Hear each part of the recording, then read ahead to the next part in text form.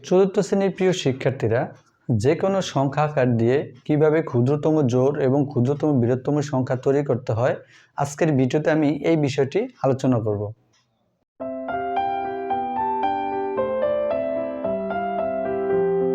Hello viewers, তোমাদের গণিত বইয়ের প্রথম অধ্যায়ের 15 পৃষ্ঠার 5 নংয়ে যে সমস্যাটা ছিল, এখানে 7টি সংখ্যা আকার রয়েছে। 1, 2, 3, 4, 5, 6, 7।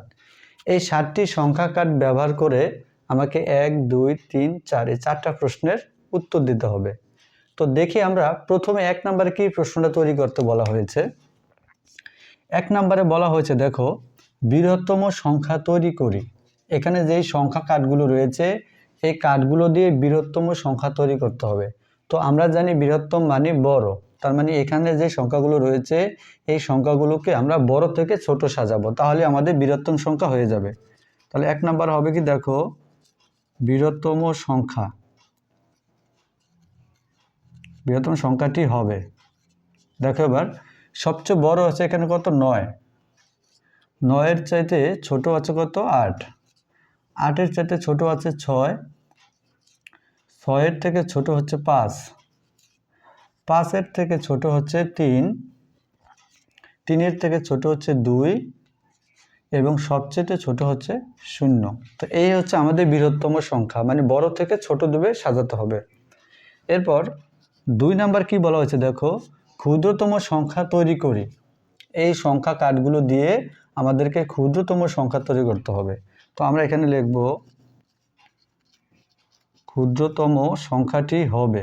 দেখো, এখানে যে সংখ্যা কার্ডগুলো রয়েছে এর মধ্যে সবচেয়ে ক্ষুদ্রতম সংখ্যা হচ্ছে 0, কিন্তু 0 কোনো সংখ্যার আগে বসতে পারে না। এজন্য 0-এর চাইতে বড় যেই সংখ্যাটা আছে সেটা আগে লিখবো আমরা। তাহলে প্রথমে লিখবো কত, আমরা প্রথমে লিখবো 2, এরপরে লিখবো 0। এরপর আমরা আস্তে আস্তে ছোট থেকে বড়র দিকে যাব। তাহলে 2 তো লেখা শেষ, এরপর 2-এর পরে 3। 3-এর চাইতে বড় হচ্ছে 5। 5-এর চাইতে বড় হচ্ছে 6। 6-এর চাইতে বড় হচ্ছে এখানে 8। 8-এর চাইতে বড় হচ্ছে 9। তার মানে ছোট থেকে বড় সাজালাম। 0টা আগে কেন দিলাম না, কারণ 0 যে কোনো সংখ্যার আগে বসতে পারে না। এজন্য 0-এর চাইতে বড় যেটা আছে সেটা আগে লিখে তারপর শুরু করতে হবে। প্রিয় শিক্ষার্থীরা, এরপরে 3 নাম্বার প্রশ্নে বলা হয়েছে, দেখো, বৃহত্তম বিজোড় সংখ্যা তৈরি করি। আমাদেরকে বৃহত্তম বিজোড় সংখ্যা তৈরি করতে হবে। প্রথমে আমি তোমাদেরকে একটা কথা বলে রাখি, যে কোনো সংখ্যা বিজোড় হয় কখন, এককের ঘরে যদি সংখ্যার বিজোড় থাকে তাহলে ওই অঙ্কটা কিন্তু ওই সংখ্যাটি বিজোড় হয়। তাহলে দেখো, আমাদেরকে বিজোড় সংখ্যা তৈরি করতে হবে, কিন্তু কিভাবে, বৃহত্তম বিজোড় সংখ্যা তৈরি করি, তার মানে বড় থেকে সাজাতে হবে। তাহলে কি লিখবো আমরা এখানে, আমরা লিখবো বৃহত্তম বিজোড় সংখ্যা। বৃহত্তম বিজোড়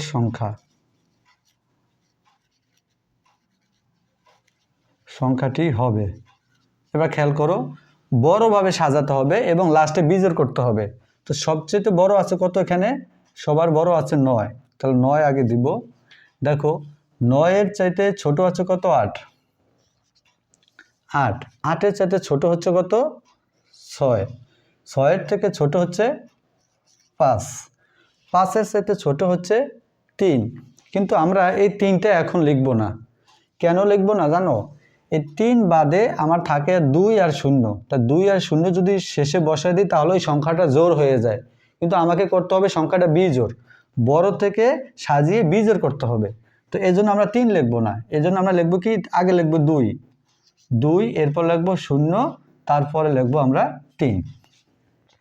প্রিয় শিক্ষার্থীরা, বৃহত্তম বিজোড় সংখ্যা হবে এই বড়ভাবে সাজিয়ে লাস্টে যেন একটা বিজোড় অঙ্ক থাকে, তাহলে টোটাল সংখ্যাটা কিন্তু বিজোড়। আমরা পড়েছি যে সংখ্যার এককের ঘরে যদি 1, 3, 5, 7, 9 থাকে তাহলে ওই সংখ্যাগুলো বিজোড় হয়। তো এটা লাস্টে যেহেতু 3 আছে, মানে বিজোড় সংখ্যা আছে, তার মানে টোটাল সংখ্যাটা বিজোড় এবং এটা বৃহত্তমভাবে সাজানো হয়েছে, তার মানে বড় থেকে ছোট সাজানো হয়েছে। প্রিয় শিক্ষার্থীরা, এরপর যদি আমরা 4 নম্বর অঙ্কটা খেয়াল করি, ক্ষুদ্রতম জোড় সংখ্যা তৈরি করি। এখন আমাদেরকে ক্ষুদ্রতম মানে ছোট থেকে সাজিয়ে জোড় সংখ্যা তৈরি করতে হবে। তাহলে জোড় সংখ্যা শেষে কি থাকবে, 2। জোড় সংখ্যা শেষে থাকবে 0, 2, 4, 6, 8। তো তো এগুলোর যে কোনো একটা এই সংখ্যাটা শেষে থাকলে সেটা কিন্তু জোড় হবে। তাহলে দেখো এটা সাজাবো আমরা কিভাবে, এটাকে সাজাতে বলছে ক্ষুদ্রতম জোড়, তার মানে ক্ষুদ্রতম জোড় সাজাতে হবে। দেখো ক্ষুদ্রতম জোড় সংখ্যাটি হবে। এবার খেয়াল করো, তাহলে এখন এখানে আছে কত, 2, 0 এবং আছে 6, এই তিনটা আছে কিন্তু জোড় সংখ্যা, 8ও আছে, 2, 0, 6, 8। তো আমাদেরকে সাজাতে হবে ক্ষুদ্রতমভাবে, ক্ষুদ্রতমভাবে সাজা লাস্টে জোড় করতে হবে। তাহলে একটু খেয়াল করি আমরা, তাহলে সবচেয়ে ক্ষুদ্রতম আছে কত, এখানে 0। কিন্তু আমি কি বলেছি, যে কোনো সংখ্যার আগে 0 বসতে পারে না, তার মানে 0-এর চাইতে বড় যেটা আছে সেটা আগে বসাতে হবে। তাহলে 0-এর চাইতে বড় আছে কত, 2, 2-এর পরে এরপর আমরা কি দেব, 0 দিব। এবার 2-এর চাইতে বড় আছে কি, 2-এর চাইতে বড় আছে 3, 3-এর চাইতে বড় আছে কত, এখানে 5, 5-এর থেকে বড় আছে কত, 6। কিন্তু দেখো 5-এর থেকে বড় আছে কত, 6, তো এখানে তোমরা 6 দিবে। এরপর 6-এর থেকে বড় আছে কত, 6-এর থেকে বড় আছে কিন্তু এখানে 8, কিন্তু এই 8টা আমরা এখন দিব না। কেন দিব না, যদি আমরা দিই তাহলে কি সমস্যা, দেখো যদি আমি এখানে 8 দিই তাহলে 8-এর সাথে বড় আছে কি, 9। এখন দেখো তো তাহলে ক্ষুদ্রতম জোড় সংখ্যা তৈরি হয়েছে কি না, জোড় কিভাবে হলো, কারণ এখানে তো লাস্টের 9, 9 এককের ঘরে 9 থাকলে ওই সংখ্যাটা তো জোড় হয় না, তাহলে এটা আমাদের হবে না। এজন্য আমরা 8টা দিব না, আমরা 8টা দিব না, আমরা প্রথমে দিব 9, তারপর দিব 8। তাহলে এই এককের ঘরে একটা জোড় অঙ্ক আছে, তাহলে এই সংখ্যাটা ক্ষুদ্রতম মানে ছোট থেকে বড় সাজিয়ে আমরা এই সংখ্যাটাকে জোড় করেছি। যদি আমরা এই 8টা আগে দিই 9টা পরে দিই তাহলে কিন্তু সেটা জোড় অঙ্ক, জোড় সংখ্যা হবে না। তাহলে খেয়াল রাখবে যে ছোট থেকে কি চাওয়া হয়েছে, ক্ষুদ্রতম জোড় সংখ্যা। তাহলে ক্ষুদ্রতম মানে সবচেয়ে ছোট থেকে শুরু করে লাস্টে যেন জোড় হয়। তাহলে সবচেয়ে ছোট হলো 0, কিন্তু 0 আগে বসতে পারে না, এজন্য 0-এর সাথে বড় হলো 3, 0-এর সাথে বড় হলো 2, তাহলে 2 দিয়ে এরপর 0 দিয়ে এরপর আস্তে আস্তে বড়র দিকে যাবে। 6-এর চাইতে বড় হচ্ছে 8, কিন্তু এই 8টা যদি আমি আগে দেই তাহলে আমরা জোড় হয় না, এজন্য আমরা 8 না দিয়ে আগে 9 দিয়ে লাস্টে 8 দিলাম। প্রিয় শিক্ষার্থীরা, আশা করছি আজকের এই সমস্যাটি তোমরা খুব ভালোভাবেই বুঝতে পেরেছো। ধন্যবাদ সবাইকে।